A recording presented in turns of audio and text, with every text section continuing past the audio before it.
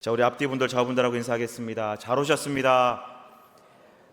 기다렸습니다. 목 빠지게 기다렸습니다. 반갑습니다. 인사 한번 하겠습니다. 네. 오늘 제가 원래 깨꼬리 같은 목소리잖아요, 여러분. 그런데 제가 오늘 아침 왜 웃으세요? 네. 제가 오늘 아침에 딱 일어났는데 목이 꽉 잠겨가지고 목 상태가 조금 좋지 않습니다. 설교를 들으실 때에 조금 거슬리시더라도 기도하는 마음으로 말씀에 좀 집중하시고 목소리보다는 그렇게 말씀을 좀 나누면 좋을 것 같습니다. 오늘 이 시간도 하나님의 크신 은혜와 축복이 우리 가운데 넘치기를 소망합니다. 오늘은 대림절 세 번째 주일입니다. 아시겠지만 대림절은 성탄절 4주 전부터 4주 동안의 기간을 말합니다. 예수님의 오심을 기다리는 이 대림절이고요. 그리고 오늘은 대림절 세 번째 주일, 여러 가지 일들로 바쁘시고 분주하시겠지만 예수님의 참된 의미, 오심의 그 의미를 깨닫고 또 오실 예수님을 소망하고 또 이제 이곳에 임재하시는 성령님을 기대하는 귀한 예배 되기를 간절히 소망합니다. 오늘 함께 나눌 말씀은요, 세례 요한이 옥에 갇혀 있을 때에 예수님에게 제자들을 보내어서 몇 가지 부분을 확인하는 내용의 말씀을 함께 나누고자 합니다. 오늘 말씀을 우리가 함께 읽었는데 말씀을 보시면서 혹시 좀 의문점을 가지거나 좀 의아한 점을 여러분 혹시 느끼지 못하셨습니까? 우리가 일반적으로 세례 요한을 이야기를 할 때에 세례 요한은 이 오실 메시아 예수 그리스도를 예비하신 선구자적 사명을 감당한 선지자로 우리는 알고 있습니다.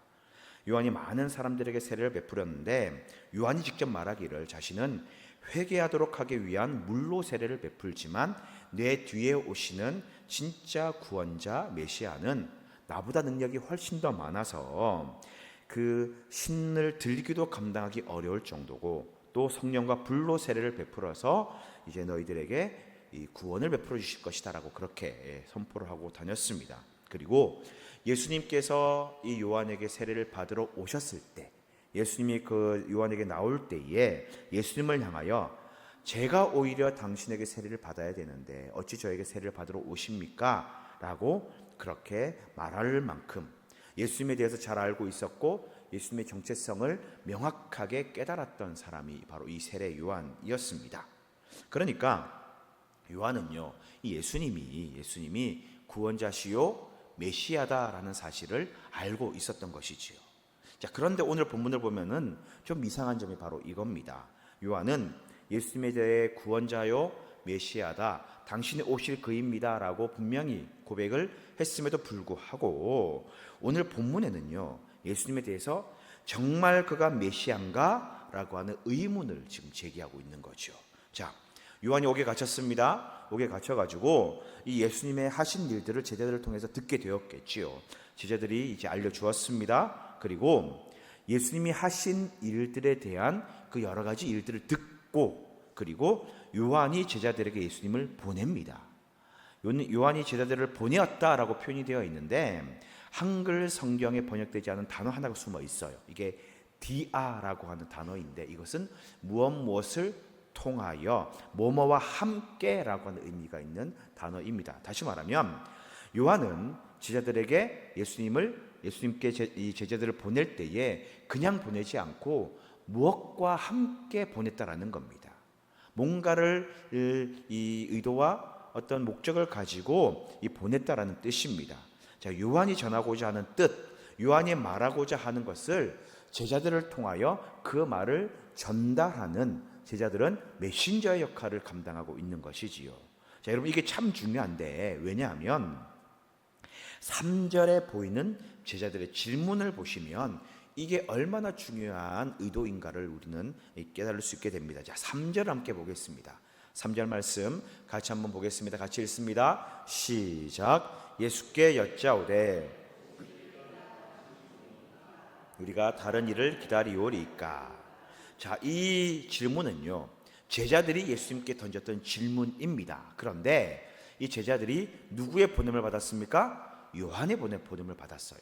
그리고 어떤 목적과 요한의 뜻을 가지고 그것과 함께 제자들이 요한에게 요한의 제자들이 예수님께 간 거죠.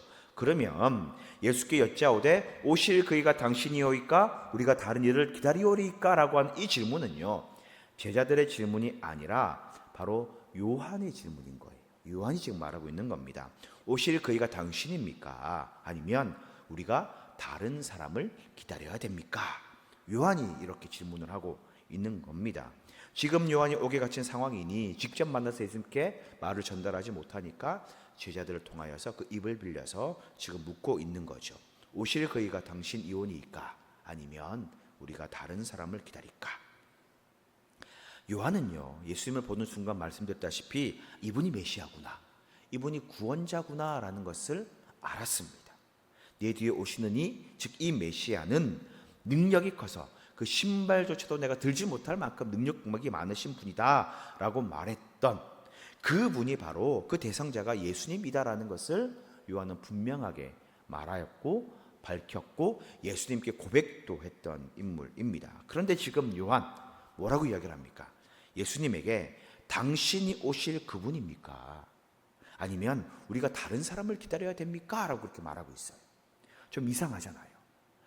요단강에서 세례를 베풀 때에는 예수님에 대해, 메시아에 대해 확신을 하고 그렇게 예수님께 고백을 드렸던 사람이 요한인데, 그런데 지금 옥에 갇힌 상황에서 예수님에 대하여 메시아 맞습니까? 우리가 기다리는 그 사람 맞아요? 다른 사람 기다려야 됩니까? 라고 그렇게 질문을 하고 있습니다. 뭔가 예수님의 메시아 되심과 구원자 되심에 대하여 의심을 가지고 있는 그런 뉘앙스의 말입니다. 자, 왜 요한은 이런 의심 같은 질문을 예수님께 던지는 것일까요? 믿음이 약해졌을까요? 아니면 옥중에서 고난을 받고 어려움을 당하니까 마음이 배는 것일까요? 이 선지자 요한이 무슨 생각으로 이 질문을 던졌을까라는 것이지요. 자, 이것을 이해하기 위해서는 세례 요한이 과연 어떤 메시아, 어떤 구원자를 기다리고 있는가를 우리는 알아야 됩니다. 자, 요한이 광야에서 외치던 메시아, 오실 그 구원자, 그분은 과연 누구인가라는 겁니다. 자, 여러분, 사람을 구원하는 데는요, 여러 방법들이 있습니다. 이제 구원자, 메시아라고 하는 이 용어를 쓸 수 있는 이제 구원하는 방법에는 여러 가지가 있죠.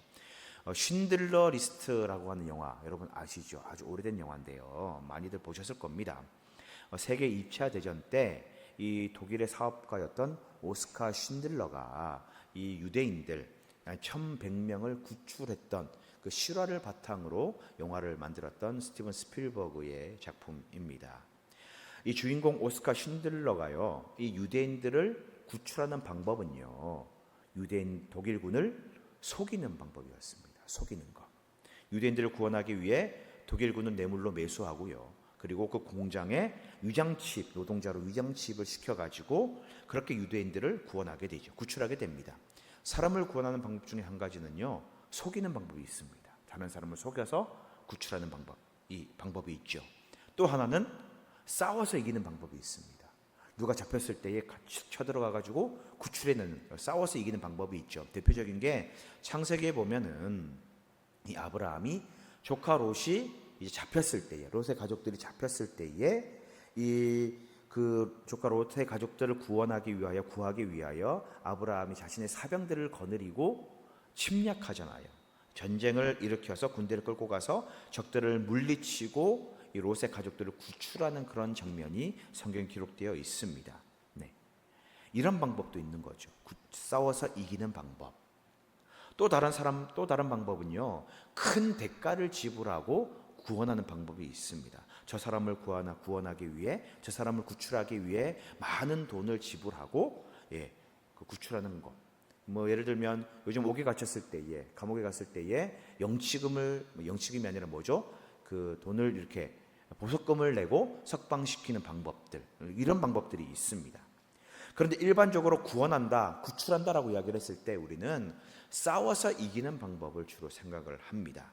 싸움에서 이겨서 구출하는 것, 구원하는 것, 우리는 이 많은 사람들은 그렇게 이해를 하고 있었고, 특히 이 성경 시대의 유대인들은 자신을 구원할 메시아, 구원자에 대하여서 바로 싸워서 이길, 나라와 대적하여 자신들을 구출하고 구원할 그런 강력한 구원자 메시아를 받아들이고 있었고 이해하고 있었다라는 겁니다. 네.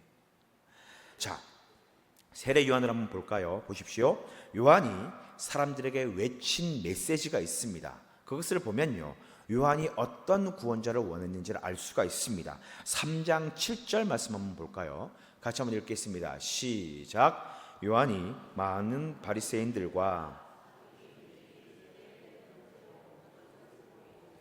독사의 자식들아, 누가 너희를 가르쳐 임박한 진노를 피하라 하더냐. 자, 다시 한번 읽을 때에 독사의 자식들아부터 좀 크게, 말씀을 읽을 때는 크게 톤을 높여서 읽으라고 말씀드렸습니다. 자, 독사의 자식들아부터 같이 한번 읽을게요. 시작. 독사의 자식들아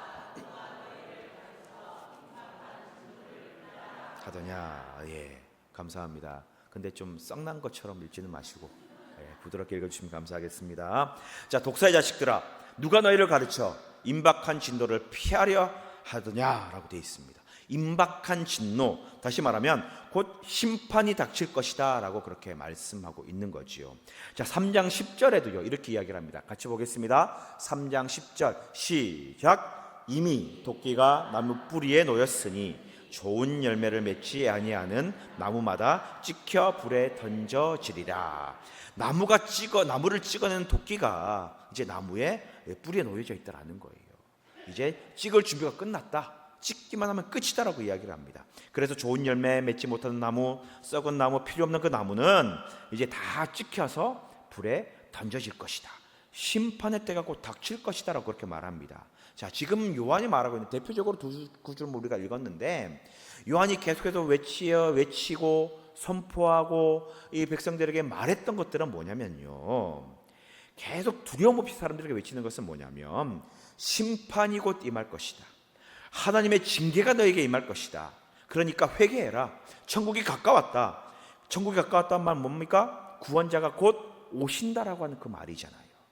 구원자가 오셔서 너희들을 심판하고 또 구원받을 만한 사람들만 구원할 때가 이제 곧 오게 되었으니, 올 것이니 회개해라.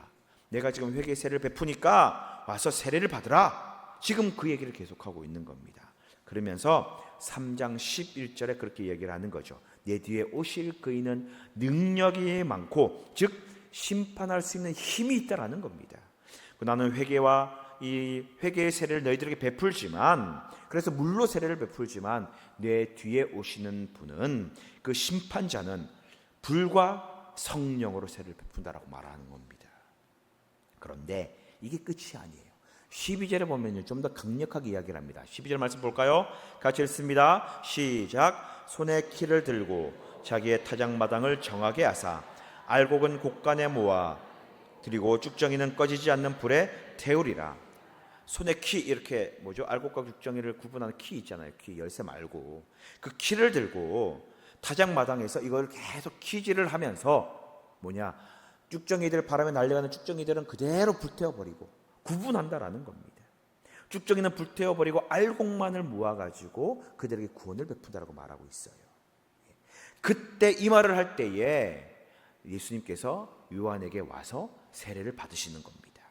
그리고 요한이 말을 하죠. 내가 세례를 받아야 되는데 어떻게 제가 세례를 드릴 수 있겠습니까? 나보다 당신이 더 능력이 크고 당신이 구원자인데, 그 고백을 그때 하는 거지요. 여러분, 무슨 말입니까? 내가 지금 외치고 있는 구원자, 심판을 가져올 그 메시아가 당신이지 않습니까? 그러니 이제 빨리 그 구원을 이루어 주십시오라고 말하는 겁니다. 네. 종합해 보면요, 세례 요한이 기다리고 말하고 있는 그 메시아, 그 심판자는 누구냐? 바로 예수님입니다. 그리고 이 예수님이 강력한 힘과 강력한 능력을 가지고 쭉정이들, 쓸모없는 나무들 다 찍어버리고 불태워버려서 속히 심판을 이루어가지고 우리들을 구원해 달라라는 그 요청, 그 의미가 이 요한이 외치고 예수님 바라보면서 했던 그 말이다라는 겁니다. 즉 강력한 힘과 능력을 가지고 불의한 자들, 죄인들을 다스리는 심판자요, 민족의 구원을 이룰 왕으로서의 구원자 메시아를 요한은 지금 외치고 있고 기다렸다라는 겁니다. 그런데 요한이 옥에 갇혀가지고요, 예수님이 어떤 사역을 하는지를 들어보니까 그 요한이 기대했던 모습과는 전혀 다른 겁니다. 예수님은 심판 사역을 한 것이 아니라 오히려 사랑의 사역을 하신 거예요. 죄인들을 보듬으시고 그들과 함께 하시고 그들에게 은혜를 베풀고, 그런 모습이 계속 들리는 겁니다, 요한에게. 물론 심판을 말씀하시기도 했고 구원을 선포하지만, 그러나 구체적인 모든 사역들의 이 방향은요, 심판이나 징계와 거리가 먼 오히려 사랑을 베풀고 자비를 베풀고 긍휼을 베푸는 그런 모습이었다라는 거죠. 그래서 제자들을 보고 이렇게 질문하는 겁니다. 예수께 여짜오되 오실 그이가 당신이오니까 아니면 우리가 다른 일을 기다리오리까. 자, 여러분, 다른 일을 기다리오리까, 이 말에 우리는 주목해야 됩니다. 어떤 분들은 요한이 이 질문 때문에 믿음이 약해졌다, 신뢰가 흔들렸다라고 그렇게 말씀하시는 분이 계십니다. 그런데 그게 아닙니다. 이 말의 진짜 의미는 뭐냐면 이 질문을 통해 결단을 요구하는 거예요. 심판을 지금 내려달라고 요구하는 겁니다. 그러니까 이런 말이죠. 우리가 일을 할 때에 어떤 사람들에게 일을 맡기잖아요.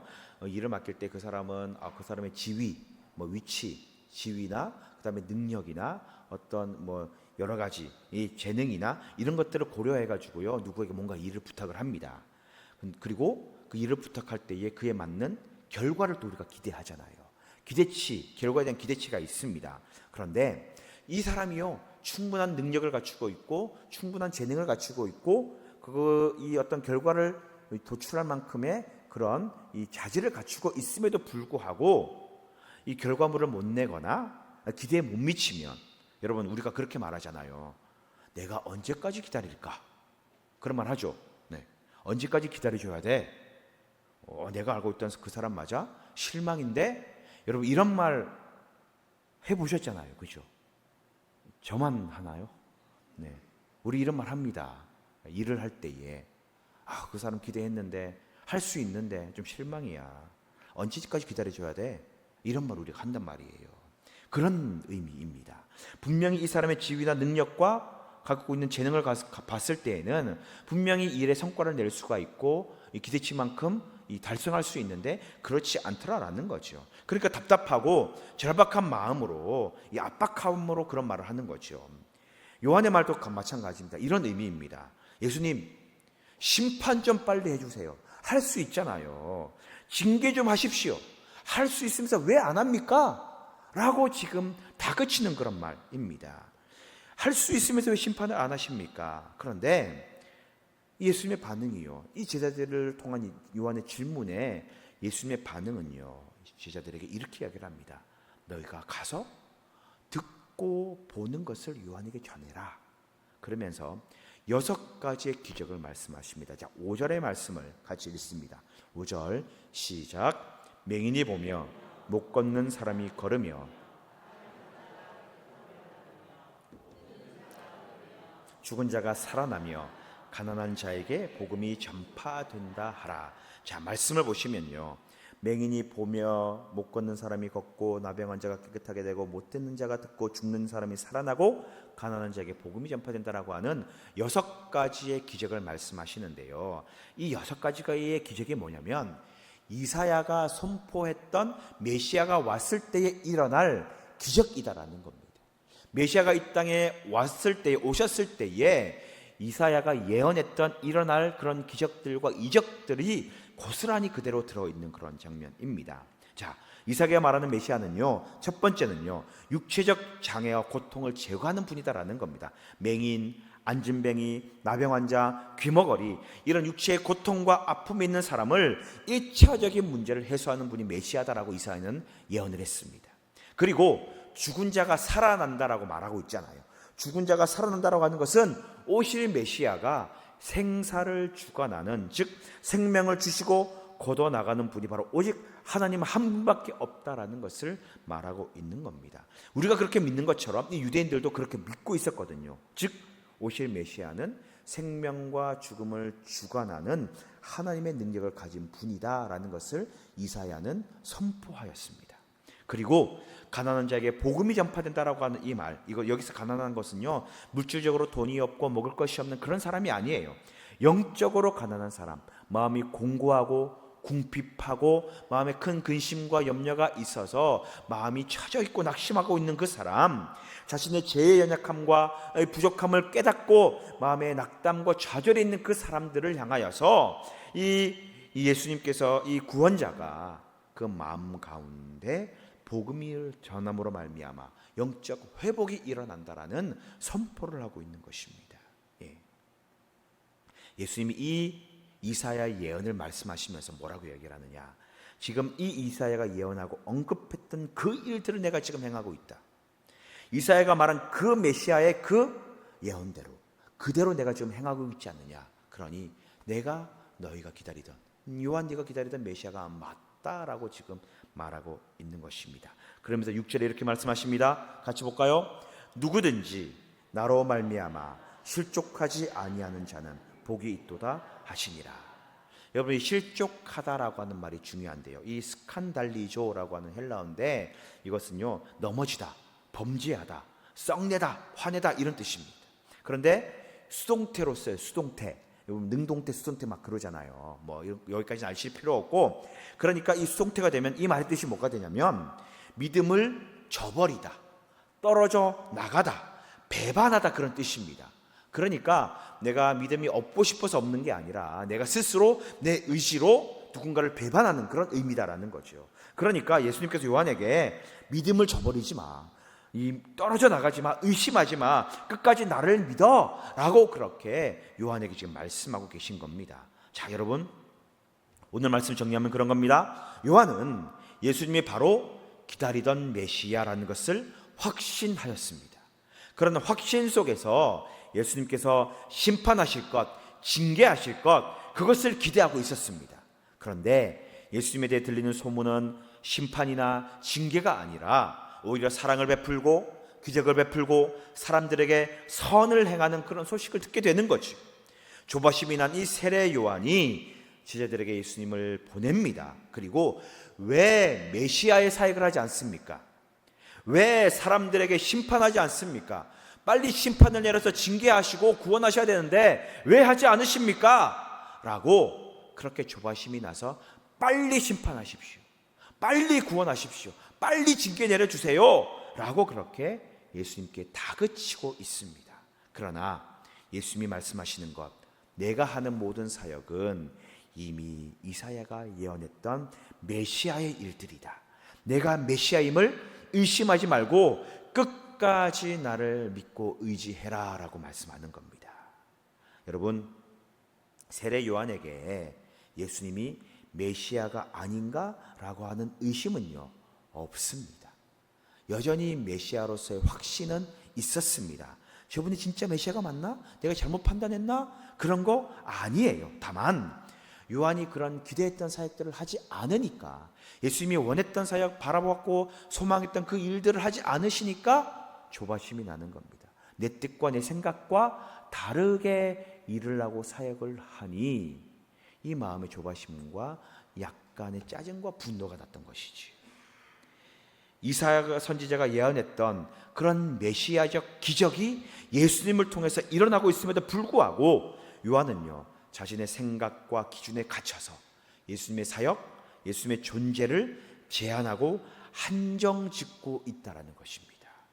여러분, 우리도 마찬가지입니다. 우리가 생각할 때에, 우리가 이성적으로 생각할 때에 합당하고 당연히 이루어져야 되고 당장 성취되어야 되겠다라고 생각하는 많은 일들이 있지요. 그런 것들을 동일하게 하나님과 예수님께 적응시켜 가지고 빨리 그 일이 이루어지기를, 내가 원하는 대로 이루어지기를 우리는 생각하고 있고 바라고 있다는 겁니다.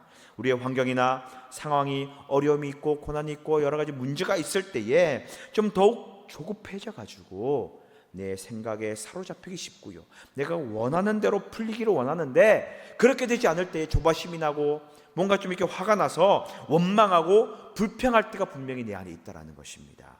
우리 분명히 알잖아요. 하나님의 생각과 하나님의 계획은요, 나의 생각과 나의 어떤 이 의지와 그런 정서와는 분명히 다르고 하나님이 원하는 것과 내가 원하는 것은 분명히 다르다라는 것은 우리는 잘 알고 있다라는 겁니다.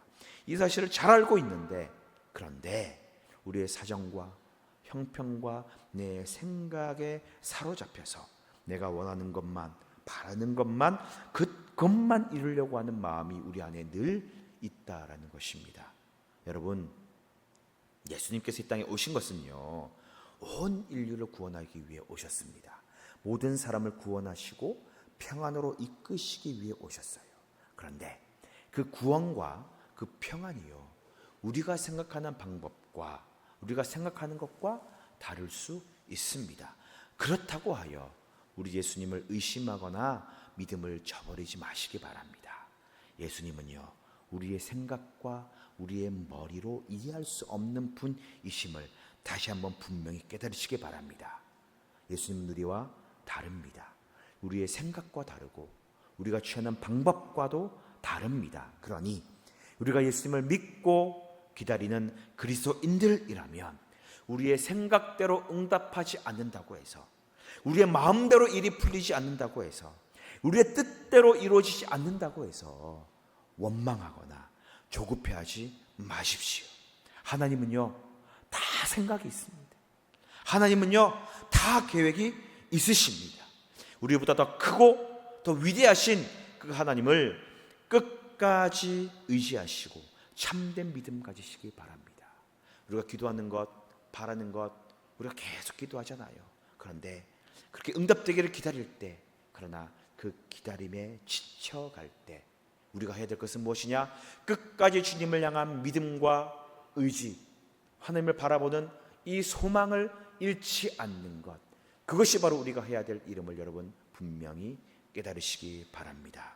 그러면 주님은 반드시 역사하십니다. 일하십니다. 우리보다 더 크신 하나님을 끝까지 의지하는 참된 믿음의 성도들 되시기를 주님의 이름으로 간절히 축원드립니다. 기도하겠습니다.